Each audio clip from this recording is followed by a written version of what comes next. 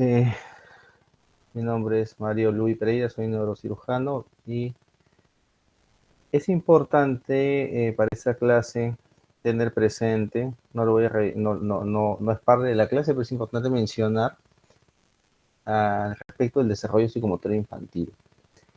Ustedes los invito a revisar cuando hagan pediatría, su curso de pediatría, quizás lo estudiarán más a fondo, al respecto del desarrollo psicomotor y neurológico infantil.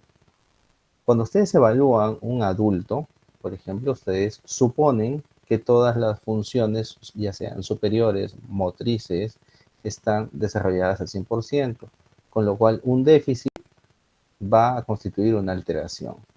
Por decir, entra un adulto a la consulta de 30 años que no puede caminar bien, camina con una marcha como borrachito, una marcha táxica, entonces eso es una alteración que debe ser identificada.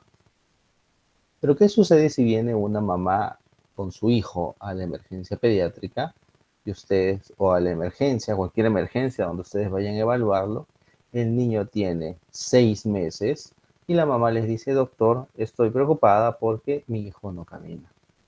¿Qué está sucediendo? Que es normal que el niño no camine porque tiene 6 meses.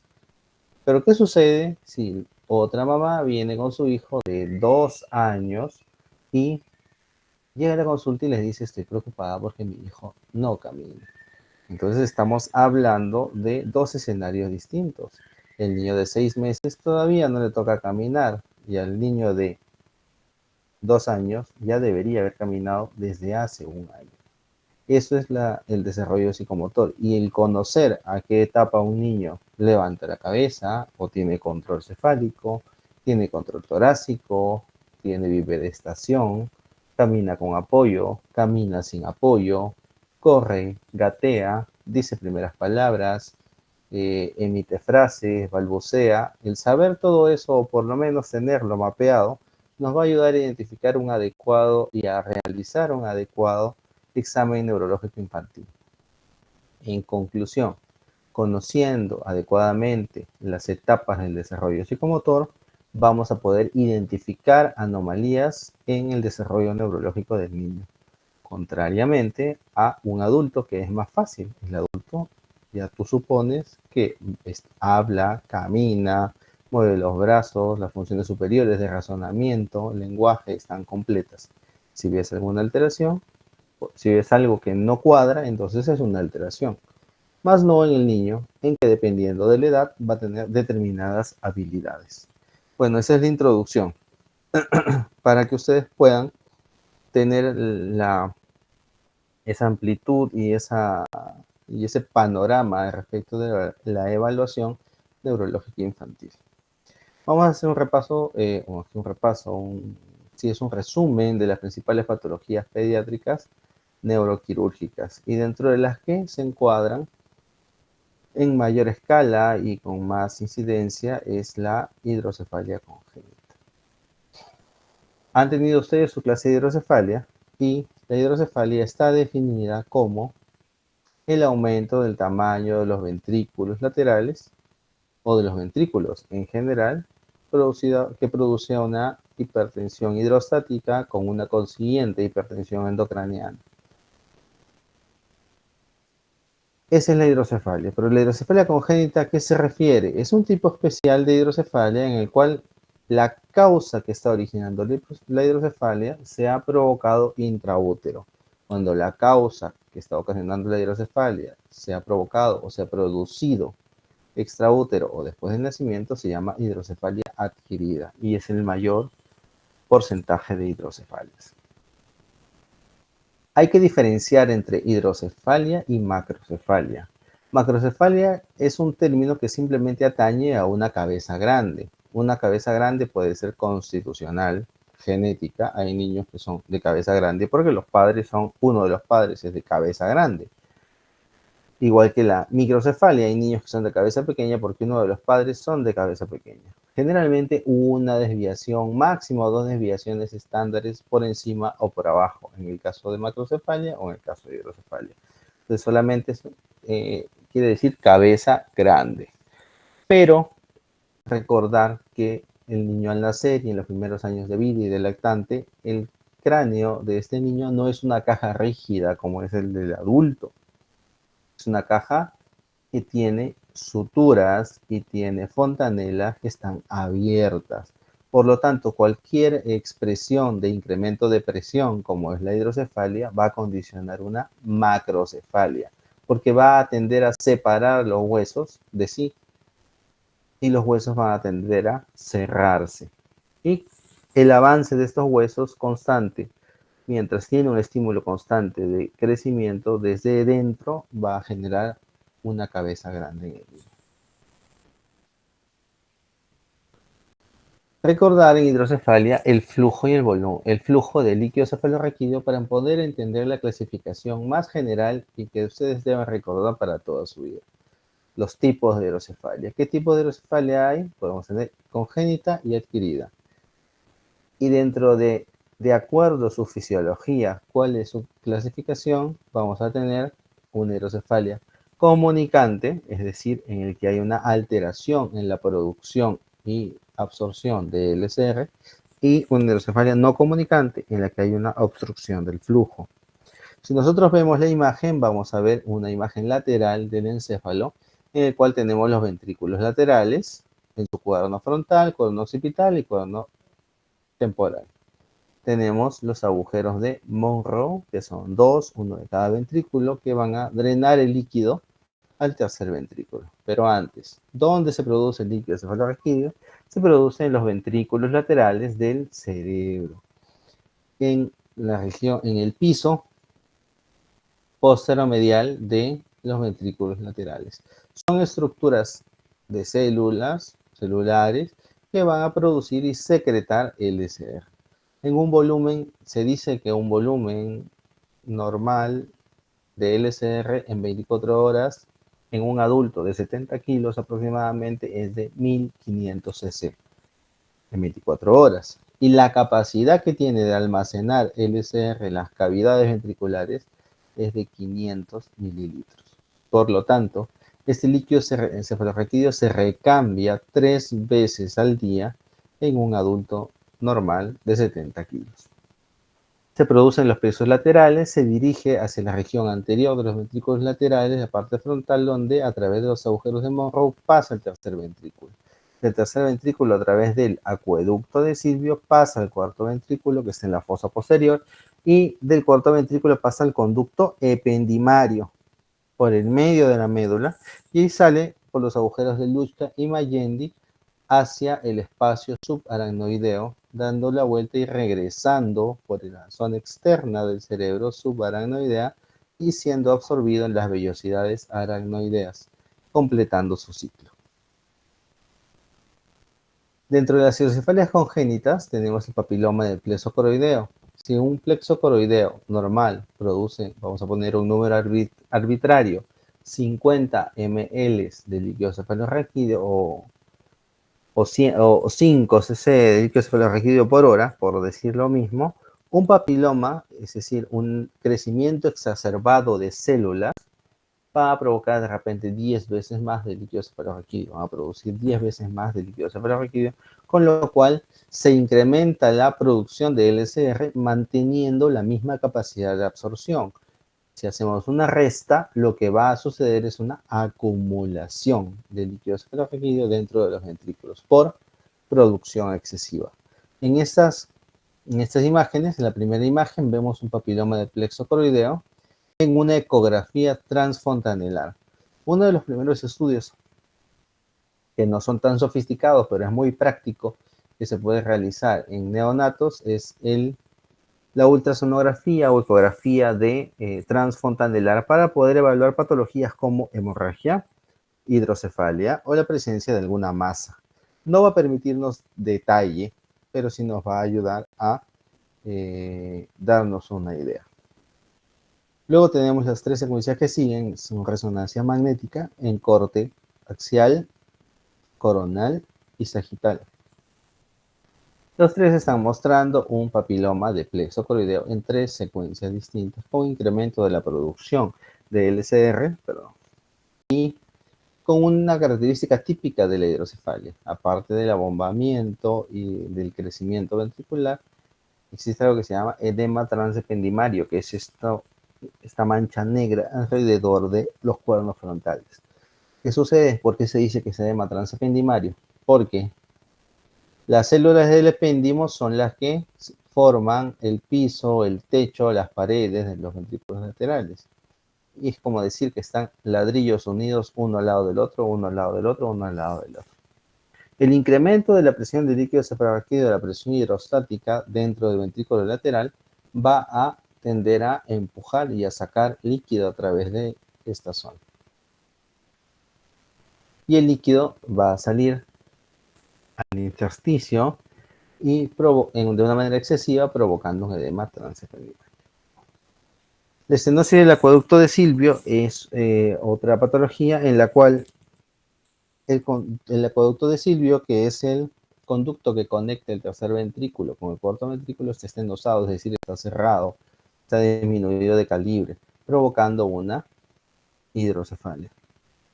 El síndrome de Dandy-Walker, si bien es cierto, existen síndromes de Dandy-Walker con hidrocefalia y otros sin hidrocefalia, ese porcentaje del síndrome de Dandy-Walker que provocan hidrocefalia causan hidrocefalia congénita, valga la redundancia. ¿Y cuáles son las características del síndrome de Dandy-Walker? Las características son un cuerpo calloso que puede estar anormal o ausente. El cuerpo calloso normal debería tener esta morfología. Miren en la resonancia, está adelgazado, alargado, no tiene una morfología normal. Un quiste de fosa posterior, vemos aquí el gran quiste de color blanco o hiperseñal o hiperintenso, se dice en resonancia magnética. Todo eso es agua, igual que el ventrículo está lleno de agua. Entonces es un quiste de fosa posterior, un cuarto ventrículo alargado. Aquí no solamente está alargado, sino que se confunde con el quiste. Anormalidad del cerebelo en su formación, por ejemplo, el cerebelo debería verse como un arbolito. Aquí no se ve nada de cerebelo más que este pedazo de aquí arriba. Todo es líquido. Y un tronco encefálico que puede estar comprimido. Vean el tronco encefálico qué forma normal tiene y vean ese tronco encefálico aplastado. ¿Cómo evaluamos o hacemos el prediagnóstico de hidrocefalia congénita? El diagnóstico de hidrocefalia lo vamos a hacer con una tomografía o una resonancia. Pero ¿cómo podemos saber en el primer nivel de atención o previamente, antes de que llegue a manos de un pediatra o un neurocirujano, si somos médicos generales, y sospechar de una hidrocefalia en control de niño infantil, en control de niño sano? Cuando nosotros evaluamos el control del niño sano, y también lo verán mejor en pediatría, vamos a ver parámetros de peso, talla y relaciones. Peso para la talla, talla para la edad, peso para la edad. Pero sí, estos parámetros la Organización Mundial de la Salud los ha ingresado en tablas de desviaciones estándares o de percentiles, que nos van a tender a decir si el tamaño de la cabeza de un niño es normal o no es normal para la edad. Medimos el perímetro cefálico en su relación con la edad. El percentil 0 es el percentil promedio, en este caso no son percentiles, son desviaciones estándares. Tenemos más 1, menos 1 y así sucesivamente. Si un niño, yo lo voy midiendo a lo largo de su vida, cada mes, cada 2 meses de perímetro cefálico, y noto que se mantiene dentro de la misma desviación estándar, ya sea 0, ya sea 1, ya sea 2, ese niño tiene un crecimiento simétrico de la cabeza en relación a la edad. Pero ¿qué sucede si hoy día controlo al niño a los 2 meses y veo que está en 0, a los 4 meses veo que el percentil está en 2, a los 6 meses veo que está en 3? Ya yo tengo que ponerme en alarma porque está saltando de percentil, es decir, no está creciendo proporcionalmente a su edad, sino está creciendo de manera excesiva. Esos niños son los que denominamos que tienen macrocefalia. Perímetro cefálico incrementado tiene macrocefalia. ¿Cuál es la principal causa de macrocefalia? Hidrocefalia. ¿Cómo medimos el perímetro cefálico? Con una cinta métrica que pasa por 2 puntos craniométricos. El nasion por encima de la pirámide nasal y el inion o protuberancia occipital externa. Si ustedes se tocan en la parte de atrás de la cabeza, hay un huesito. En la parte occipital, un huesito protruido, que eso es normal, que se llama protuberancia occipital externa o inion. a través de ese puntito y por encima de la nariz deben ustedes tomar la medida para poder tener la adecuada magnitud del tamaño de la cabeza. Bien, los defectos del tubo neural, también denominados encefalomielodiarrafias, pueden ser catalogados como cefálicos o caudales. Dentro de ellos, lo que existe, más que dentro de ellos se producen porque hay defectos de cierre del tubo neural durante la embriogénesis. Las causas pueden ser asociadas a factores ambientales o intoxicaciones medicamentosas o por metales pesados, y el bajo nivel cultural y nutricional con déficit de ácido fólico y de vitamina B.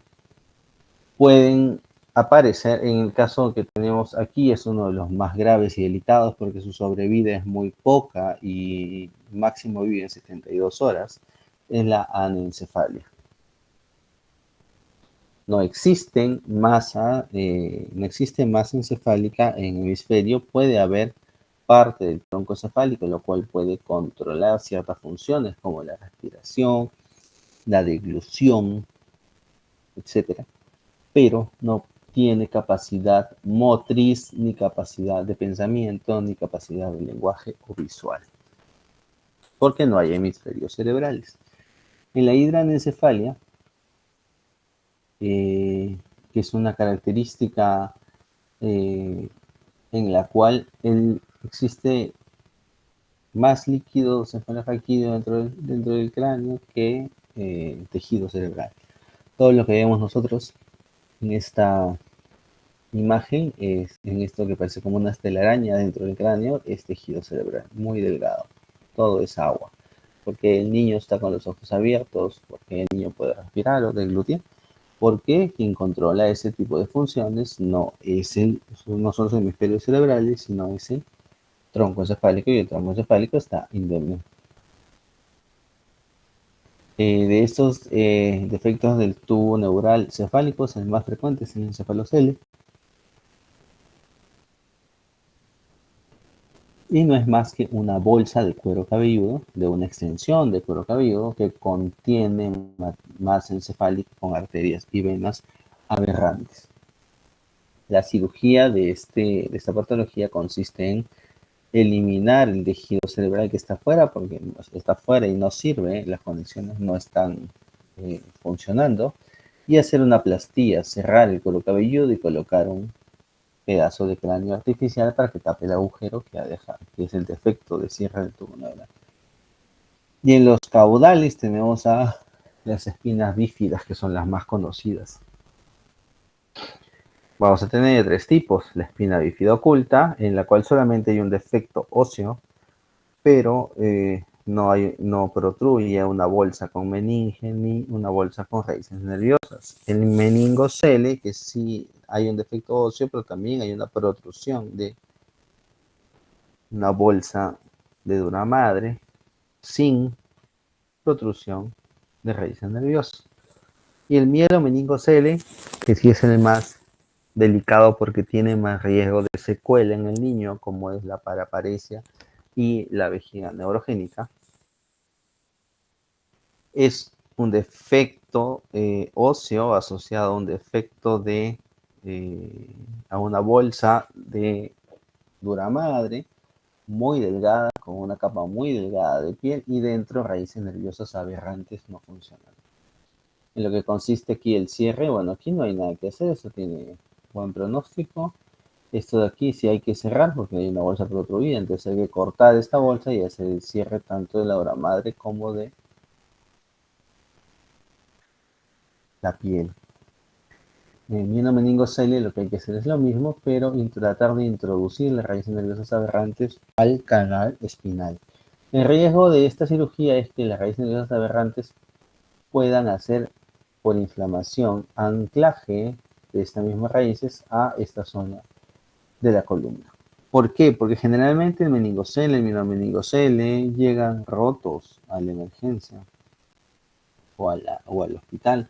Y una vez que se han roto, el ingreso de gérmenes al sistema nervioso central es brutal, con lo cual las infecciones asociadas a mielomeningocele son muy severas y se deben tratar de evitar. Inicialmente el manejo de antibióticos y luego con una cirugía pronta. Una de las consecuencias de la médula anclada, o mejor dicho, una de las consecuencias del mielomeningocele es la médula anclada. La médula anclada es eso, después de una cirugía de mielomeningocele en el cual las raíces aberrantes han sido introducidas o algunas pueden haber sido cortadas, la médula o el cono medular se queda anclado a la base del canal raquídeo. Mientras el niño crecen las vértebras, pero el tubo neural debería ascender, la médula debería ascender, pero no asciende, se queda anclada y lo que hace es estirarse en vez de ascender, provocando una secuela que es la paraparesia en el niño déficit motor que tenga que caminar con andador, la vejiga neurogénica. ¿Y qué consiste la cirugía? Consiste en ingresar en una incisión hasta aquí y cortar el anclaje, que generalmente son adherencias por fibrosis, y se cierra porque la médula va a comenzar a recuperar su función poco a poco. La craneosinostosis es otra patología neuroquirúrgica infantil en la cual hay un cierre prematuro parcial o total de una o más suturas del cráneo.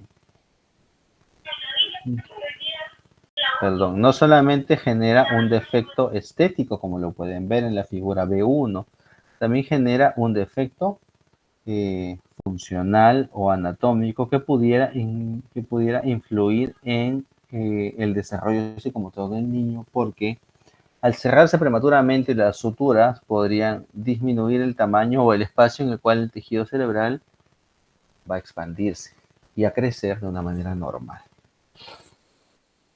Al haber suturas, como hemos conversado minutos antes, al haber suturas como la sutura sagital, que separa los dos lóbulos parietales, la fontanela anterior, que separa los dos lóbulos parietales con los dos huesos parietales con los dos huesos frontales. Cuando existe un cierre prematuro, los huesos van a comenzar a crecer de manera simétrica, dando alteraciones estéticas, lo que va a condicionar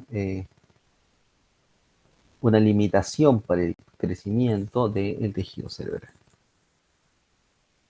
La craneosinostosis puede ser sindrómica y no sindrómica. Sindrómica en el caso que esté asociado a uno de estos síndromes, por ejemplo, o cualquier otro.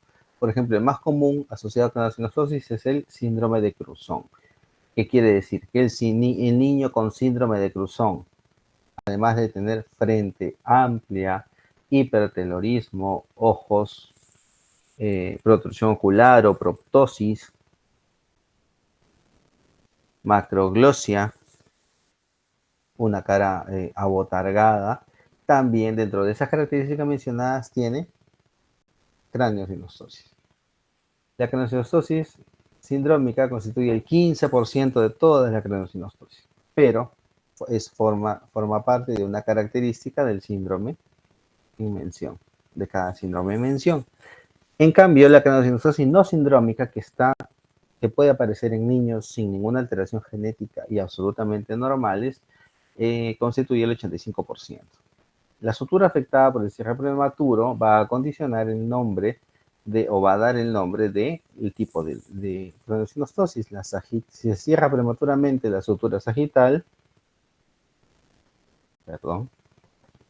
si se cierra prematuramente la sutura sagital, vamos a tener una escafocefalia. Si es la mitad de la sutura coronal, una plaquiocefalia anterior. Si es las dos mitades, es la braquicefalia, o mejor dicho, si es la sutura coronal en sus dos partes, o en toda su extensión, braquicefalia.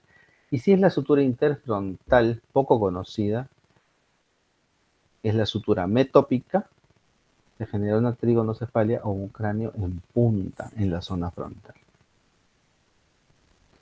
El tratamiento es, si lo que ha sucedido es el cierre prematuro de suturas, lo que hay que hacer es volver a abrir esa sutura generando desuniones óseas para que el hueso comience a crecer y se pueda soldar poco a poco, así como se suelda el callo de una fractura. El tratamiento se denomina, o la cirugía se denomina craneoplastía. La escoliosis infantil. Cuando evalúen la escoliosis infantil es esa deformidad de la columna en 3 dimensiones. en donde el plano coronal excede de 10 grados y el desplazamiento lateral del cuerpo vertebral cruza la línea media. ¿A qué nos referimos? Que nosotros deberíamos tener la columna normal de un niño. Los niños, cuando queremos evaluar escoliosis, hay que examinarlos con el torso desnudo para poder evaluar los hombros, las escápulas, las espinas ilíacas, las caderas. ¿Qué vamos a evaluar en un niño? ¿Qué vamos a ver en un niño con escoliosis? Que si la columna está curvada, ustedes no van a ver la columna porque no tienen ojos de rayos X, a no ser que le hagan un examen radiológico o de resonancia o de tomografía, ahí sí la van a ver curvada. Pero ¿qué signos nos van a decir esta columna está curvada? Los hombros, un hombro más arriba que el otro, una cadera más arriba que la otra, los pliegues distintos, ¿no? Y si palpamos, vamos a tocar las apófisis espinosas que hacen esta movilización, esta curva, ¿no? Tiene tres tipos: neuromuscular, como consecuencia de un desbalance muscular o una enfermedad genética muscular; congénita, cuando es el resultado de asimetría en el desarrollo de las vértebras, asimetría en las vértebras. ¿Qué quiere decir? Que hay vértebras, el niño puede nacer con vértebras en cuña, vértebra en mariposa, que lo que va a hacer es alterar la estabilidad de la columna y promover que esta columna tenga una curvatura acentuada, inadecuada o no normal, ¿no? Y la idiopática cuando no se encuentra la causa específica. El tratamiento inicial es una evaluación postural, la medicina física y rehabilitación, y que el niño use un corset o una ortesis externa. Cuando esta escoliosis va avanzando o no se puede controlar, puede tornarse también severa, condicionando patrones restrictivos pulmonares, ¿no? Que puede generar inclusive atelectasias o problemas pulmonares, y hay que indicar una cirugía, por más riesgosa que sea, colocación de tornillos y barras, rompiendo las uniones anómalas entre las vértebras para poder generar nuevos espacios y intentar regresar esta curvatura de columna a su versión normal. Cuando hablamos de tumores del sistema nervioso central, tenemos que referirnos a la clasificación de la Organización Mundial de la Salud. La Organización Mundial de la Salud clasifica en 4 grados los tumores del sistema nervioso central. Grado 1, los predominantemente proliferativos; grado 2, los proliferativos pero también infiltrativos; grado 3, los que son proliferativos, también infiltrativos y también tienen anaplasia; y los de grado 4, los que tienen necrosis en su interior, ya sea sospechada radiológicamente en una resonancia o vista al microscopio y confirmada anatomopatológicamente. Los tumores del sistema nervioso central llevan su nombre por la estirpe celular. Si es una célula astrocítica, vamos a tener un astrocitoma. Si es una célula oligodendrocítica, tenemos un oligodendroglioma. Si es una célula glial, un glioblastoma. Si es una célula transepenimaria o medular, un meduloblastoma. Más no, si bien es cierto, estas características se comportan de la manera que acabo de decir, no todos los tumores tienen esa suerte, ¿no? No tenemos la suerte, mejor dicho, de que todos los tumores se nombren así. Existen tumores que no obedecen al estirpe celular directamente, pero tienen un nombre característico. Y la característica es que la secundaria le va a dar el grado, un astrocitoma difuso, es de grado 2, difuso. Pero si fuera anaplásico sería de grado 3. ¿Por qué? Porque la anaplasia es de grado 3 y el astrocitoma difuso tiene proliferación e infiltración, más no otra característica que lo haga subir de grado. ¿Qué causan los tumores del sistema nervioso central? No existe ninguna causa directa, existen factores de riesgo congénitos como enfermedades heredofamiliares, von Hippel-Lindau, neurofibromatosis y esclerosis tuberosa, que van a condicionar o van a ser un riesgo para que la persona o el hijo o el niño tenga una enfermedad tumoral. Característico, por ejemplo, en la enfermedad de von Hippel-Lindau, que existen tumores en páncreas, tumores renales, pero en el sistema nervioso central, ¿qué aparece? Un hemangioblastoma en fosa posterior. Factores de riesgo adquiridos: radiaciones ionizantes, intoxicación por metales pesados. Si bien es cierto, no existe una relación directa, se sospecha que puedan tener cierta relación en la causa y la etiología de las mutaciones que generan los tumores cerebrales. Sarcoma cerebral es uno de los tumores más malignos en niños, rápidamente crece, sangra mucho, es muy agresivo y puede recurrir o volver a aparecer a pesar de tener una cirugía exitosa en una extirpación total. Es uno de los tumores más malignos en pediatría. El medulloblastoma es el tumor más característico de pediatría porque es el más común. En general, aparece en fosa posterior. La media de edad de presentación es de 5 a 7 años y tiene una característica muy específica que es la diseminación leptomeningia. Se dice que es el único tumor cerebral que hace metástasis. ¿Pero hace metástasis a otros organismos? No. Hace metástasis dentro del mismo sistema nervioso central. Dentro de la misma, se dice leptomeningia porque hace diseminación meningia dentro de las meninges. Se pega a las meninges y como meninges hay en todo el sistema nervioso central, estas células saltan a cualquier parte y pueden comenzar a aparecer tumores en todo el sistema nervioso central. Factores de mal pronóstico. Presentación en niños menores de 3 años. Mal pronóstico. Infiltración del tronco encefálico. Si se filtra el tronco encefálico, va a ser más difícil que lo operemos porque no podemos manipular de una manera excesiva el tronco. Diseminación fuera de la fosa posterior, ya sea en la diseminación leptomeningia o la metástasis intrarraquídea, y la resección subtotal, sí, que tiene relación con la infiltración de tronco. Si tiene infiltración de tronco, no puedo hacer una resección total porque estaría generando más daño que el que va a tener por el tumor. Vemos aquí en la columna vertebral, adyacente a la médula, como hay toda una masa que se extiende a lo largo del canal raquídeo, condicionando la diseminación leptomeningia de columna, de un medulloblastoma hacia columna dorsal. Con respecto a los tumores de línea media, tenemos los adenomas hipoficiarios y los craneofaringiomas. Los adenomas hipoficiarios no son característicos de la etapa infantil, son característicos de la etapa adulta. En cambio, los craneofaringiomas